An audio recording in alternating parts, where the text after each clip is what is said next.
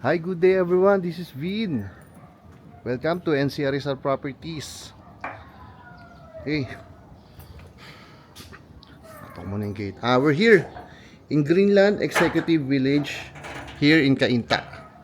Right? Cainta Rizal. Highly recommended to kung kayo po ay laging dumadaan ng C6. Ay, so alam niyo naman, kapag C6, very accessible, very accessible, going to Makati, BGC, or even NAIA, diba? And yung Greenland, going to Ortigas, yan, Ortigas Business District, napakalapit lang po nito, okay? So, highly recommended po ito. Actually, prime location siya, itinuturing yung subdivision. Take note ha, hindi po tayo binabaha dito. Okay, wala po tayong baha. Hindi naman po lahat ng area sa Greenland binabaha. Ito, hindi po binabaha ito. Okay, tara. So, sa area na to, one parking space. Okay, kahit anong kasya, tingin ko kahit anong klase ng sasakyan, kasya, kahit mag-pick up. Eh, nakita niyo naman yung pinanggalingan ko kanina. Pektarin ko lang ha. Eto, pwede kayo dyan. Kung may mga motor kayo, pwede po dyan. Etong katabing bahay, meron siyang katabi namang, meron siyang isang sasakyan at isang e-trike. E-trike nga ba tawag doon? Yan, sa ganyang part niya nilagay. Alright? So, yung lot area natin dito, 120 square meter and then yung floor area is around 150 square meter po. Please take note, single attached po ito. Single attached, not duplex, not townhouse, single attached. So, for 12 million, meron ka ng single attached property na nasa prime location here in Greenland Executive Village na napakalapit mo or very accessible ka going to Ortigas, Makati, BGC. In short, mga top business district po. Okay? So, tara, pasok tayo. So, yung main door. Alright. Welcome to your new home. So, pagpasok, a very welcoming na living area.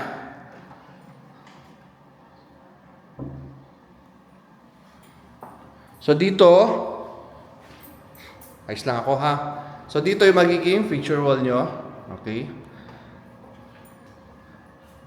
This area na to is yung inyong magiging dining area. Kaya kung mapapansin nyo, meron po tayo dyang sliding window and sliding door para pwede nyong i-open yan, diba? Para mas presko po ang hangin na papasok. Okay? Pag ikot ko, this will be your kitchen area. So, meron tayong kitchen island dyan with pendant lighting. Okay? Yan po. Yan, may accent wall. Okay, so ito yung ating magiging kitchen area. And kanina, I think naipakita ko naman na so dito yung ating magiging service area. Okay. So napakasimple lang, 'di ba? Since single attached po ito, ayan no, dining, and then living, yung nandun yung ating living area pagpasok ng main door. And yung ating kitchen area with kitchen island and cluster pendant lighting. Okay? On this side, okay, dito sa side ng malapit sa may living area, meron po tayong one bedroom.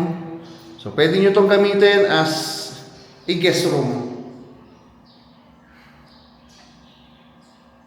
Okay? Hindi ko pala nasabi kayo. Ito pwede naman po, Yan, pagpasok niyo ng pedestrian gate, so depende sa inyo kung saan niyo siya gustong gamitin.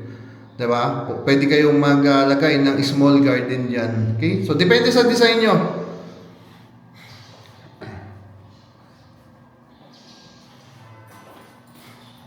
Oops. Etong ilalim ng hagdan, common naman 'yan 'di ba? Hindi lang naman 'yan dito. Karamihan ng fini-feature ko is laging ganyan, storage room po yung ilalim ng hagdan. So yan yung space niyan ha. And then, meron tayo ditong common na toilet and bath. Okay, so dito sa ground floor, we have one common toilet and bath. Right?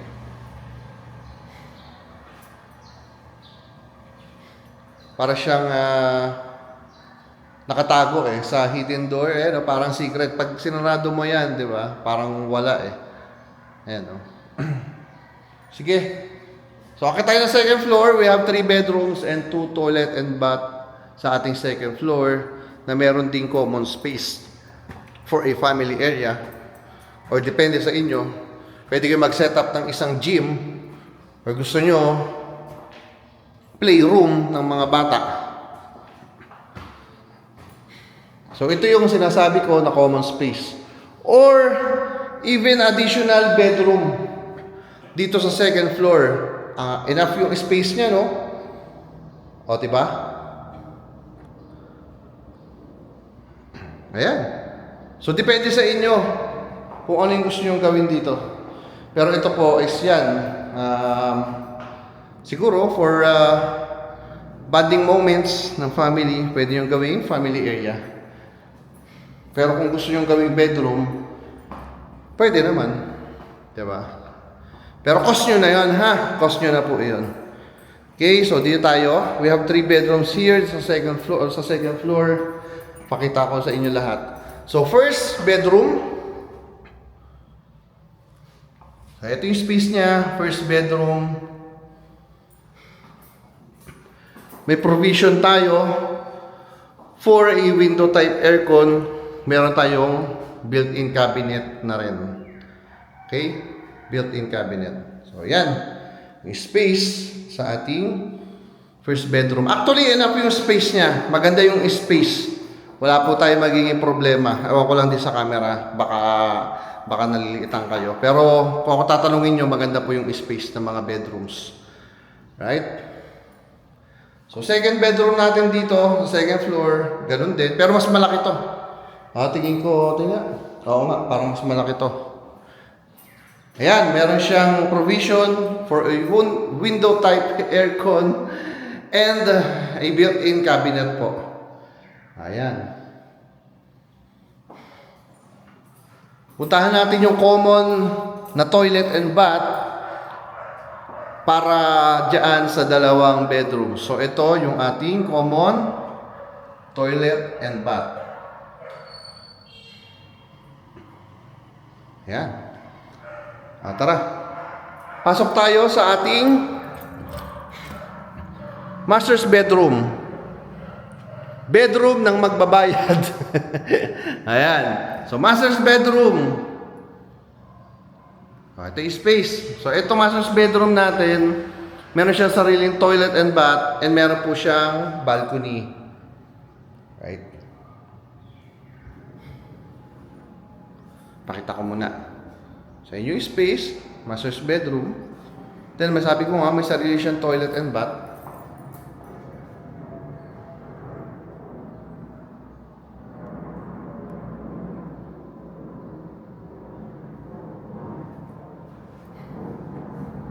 At meron siyang balcony. Puntahan ko lang. Actually, bagad din community rito. And ito po yung part na hindi binabaha sa Greenland. Greenland Executive Village here in Cainta. Okay? So, 12 million lang po ito. Meron ka ng single attached na property na very accessible sa top business districts. Kung magtatanong kayo sa akin ng down payment, yung mga naging buyer ko po dito sa owner netong builder, mostly mababa yung down payment. Meron pa nga kaya na 0 down payment Pero depende po kasi yon sa inyong monthly income. So, kung interested kayo malaman, mag-message po kayo sa akin. Okay? Message lang po para magkaroon po tayo ng pre-qualification, pre-approval, 'di ba? Para po hindi masayang yung pera nyo. Bago kayo mag-reserve, kailangan may makausap po kayong agent na Siyempre dapat concern. Hindi lang pa-reserve ng pa-reserve. pagkakita nyo pa lang at pinakita nyo interesado kayo, pag pinipilit agad kayo ng agent, wala man lang pre-qualification na nangyayari, kabahan ka na. Yan, ha? Payo ko yan, ha? Payo ko po yan sa inyo, ha? Kabahan ka na. Kapag puro reservation lang ang sinasabi, hindi man lang kayo tinatanong regarding sa income or marami yan, maraming details na kailangan itanong sa inyo. So, yung mga kagaya ko, yan, tinatanong ko po. Talagang kailangan ng pre-qualification para hindi masayang yung inyong reservation fee. Kasi non-refundable po talaga yan. Okay? So ako, hinihingi ko lang sa inyo lagi sa mga buyer ko is tiwala lang. Kaya nagkakaroon tayo ng pre-qualification na tinatawag. Okay? Or pre-approval para sa akin. Alright? So yun lang.